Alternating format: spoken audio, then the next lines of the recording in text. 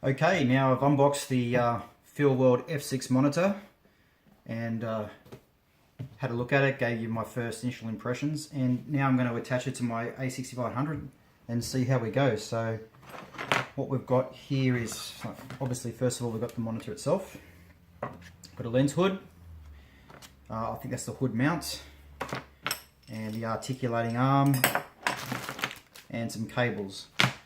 Just one thing that I've noticed after I filmed the first video was that there was no pouch or carrying case in the box. So pretty much you're going to have to carry that in a bag by itself. So I'm going to have to get a case, or I don't know, maybe I'll use some bubble wrap or something like that and just make up something myself so I can slip it in, make a bubble wrap pouch out of some old bubble wrap.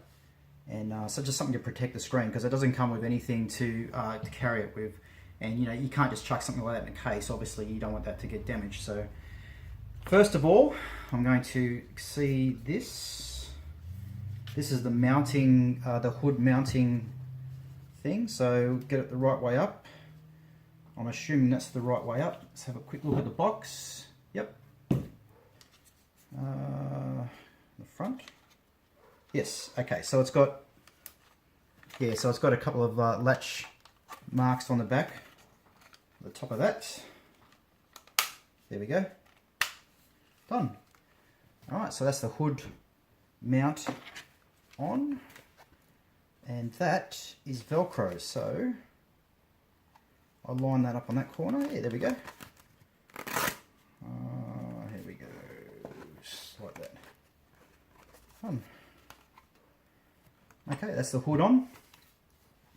Now, we'll do the articulating arm, I'm assuming. Let me, hang on. Look at the camera. Yeah. So it's going to go on that side of the monitor. That's exactly the same side it is on the picture on the box too, which I assume would be the right way. Okay, and then onto the A6500. There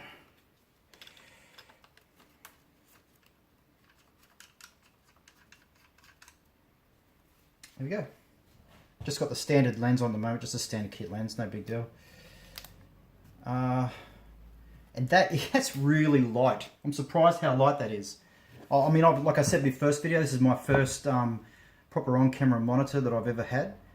In the past, I used to use a 5D Mark II to do all my first lot of real estate videos, and I had a loop. So I had a loop that I attached to the back, which had like a 90-degree mirror, so I could actually literally look down and I see the screen bigger and see it clearly out when I was out in daylight, which was really good. But when I got the Sonys, first the A6000, now the A6500, they only have these tiny little articulating screens, and the A6500 screen is not that bright, and it's very small. So I've done a couple of videos already just with this, without this, but I soon realised that I was going to need one of these if I was going to be able to use this to its fullest potential.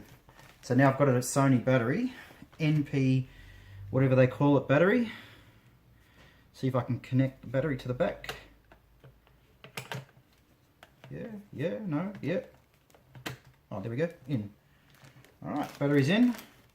And that is actually, I mean, you can feel it's like top heavy because of the battery, but it's actually surprisingly not as heavy as I thought it was going to be. I really thought with one of these big batteries hanging off the front of your camera that it was going to, I don't know, it was going to be more unruly than what it actually is.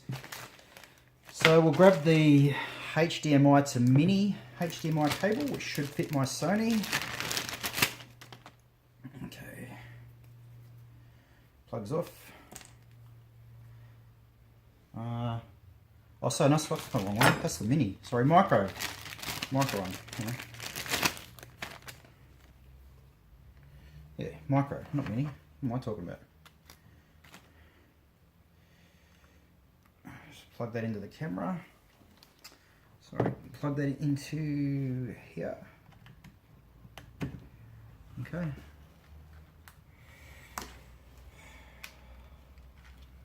Turn it on. Wow. Wow.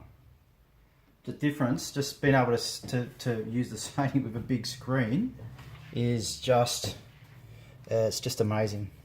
Especially for manual focus, being able to manually focus things more accurately with that Sony, the way the Sony pushes in so you can manually focus, that's amazing. Look at the size difference between the standard Sony screen and this.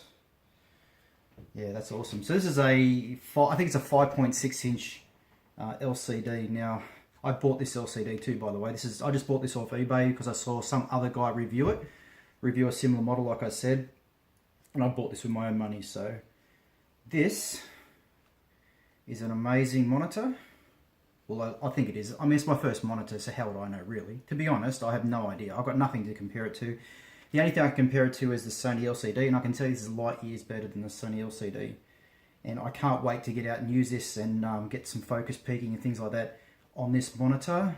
And even, like, my first impressions, just being able to manually focus using this monitor instead of the tiny little screen, wow, that's heaps better. It's just, yeah. You really need a bigger monitor, I think. So I think this will mount really well onto the Zion crane that I've got.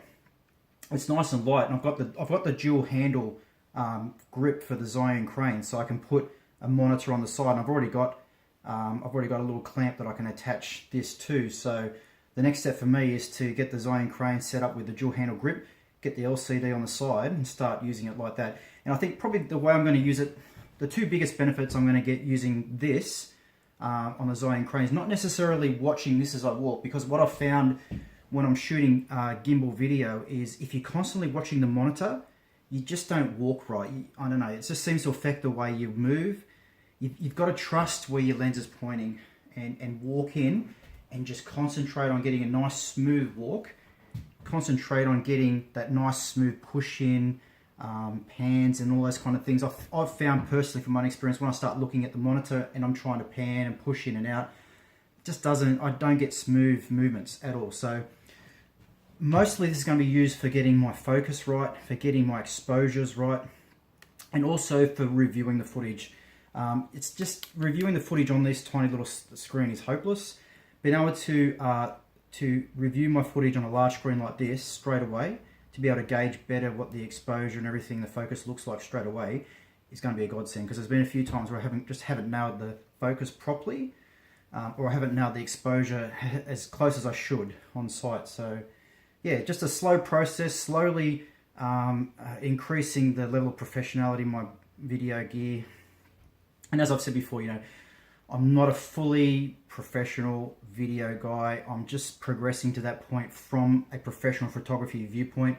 So I value the idea of being the best you can be and being professional in how you do things. So hence why I'm purchasing things like this monitor and trying to make my kit, trying to get the kit which can do the job for me quickly, accurately, professionally, enabling me to get in and out, get the shots that I need quickly and that. Yeah, and without hindrance, you know, because working with just these tiny little camera screens is near impossible. So yeah, I'll do a video soon showing how I've set this up on my Zion crane. Hopefully I can do some, I'll get a property and I can do a property video and maybe do a little bit of behind the scenes showing how I do my push-ins, you know, all the movements and that kind of stuff, and how I just go about how I do what I do. So yeah, that's it for this. As you can see, beautiful monitor. Hopefully it lasts. Hopefully the quality is as good, or hopefully the quality is good enough that it will last, that it doesn't get broken or bashed around in my bag or anything like that. So yeah, hope you enjoyed the video. Any comments, leave them below. I'll try and get back to you as quickly as I can. Otherwise, I'll see you next video. Cheers.